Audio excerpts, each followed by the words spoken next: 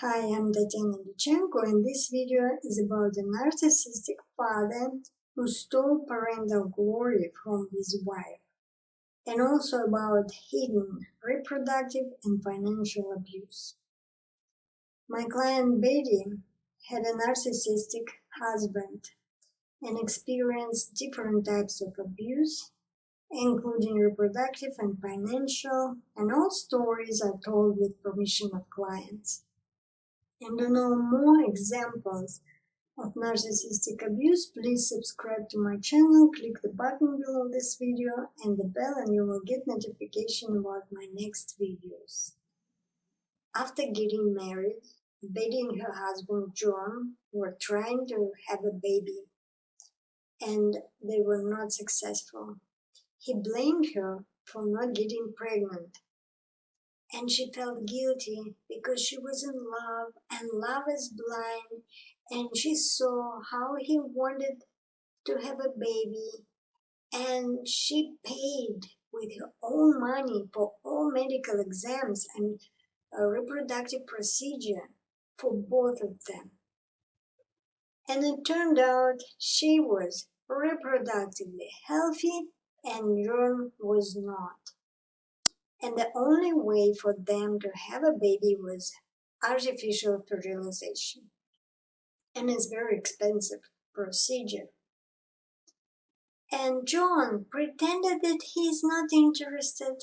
He doesn't need a baby. He saw how she wanted to have a baby to avoid any financial contribution.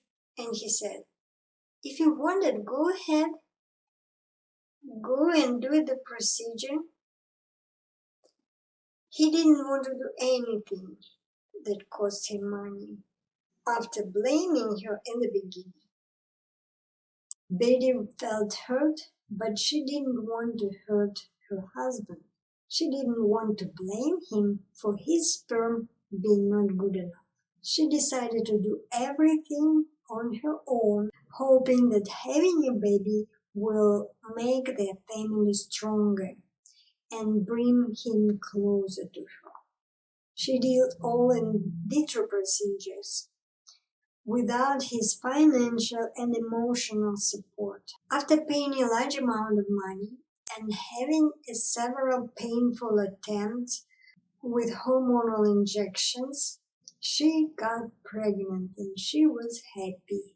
But her husband didn't show any appreciation, any care, and any empathy for his wife and the future child.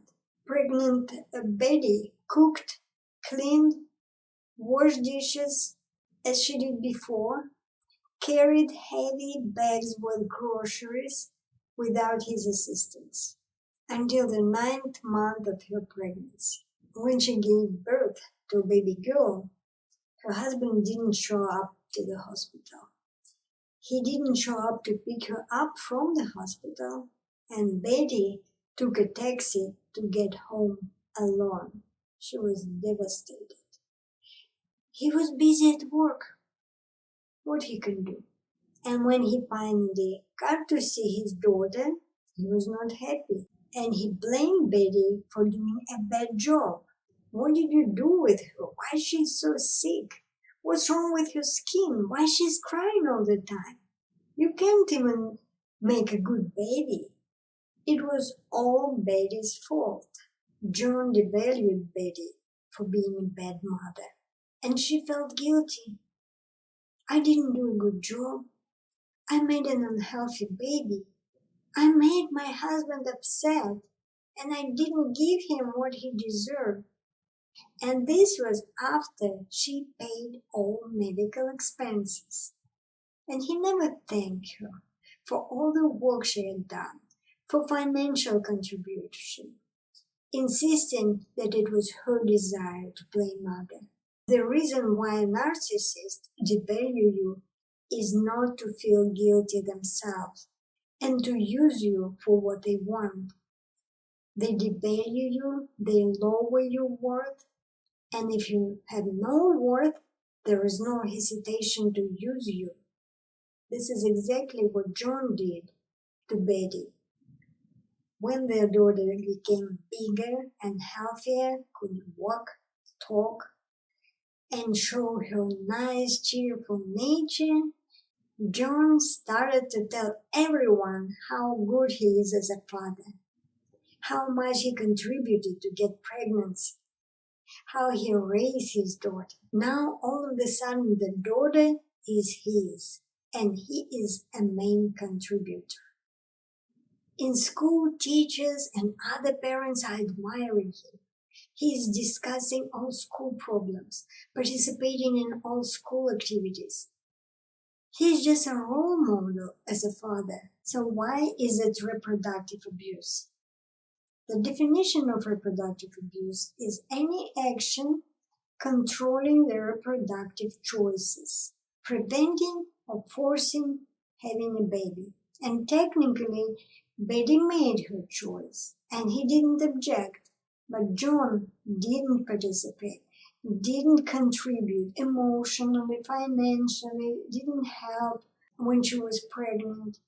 He didn't anything with the exception of donating his sperm. And he waited until it's clear that his daughter turned out good and he can take all credit. So I would like to make an addition to the definition of reproductive abuse. It's not only preventing or forcing reproduction, but also not participating in the reproductive process, using another person's resources to have a baby and get all benefits from this. John created a good reputation at Betty's account. He stole her parental glory and worth. He has a great daughter, which cost him nothing.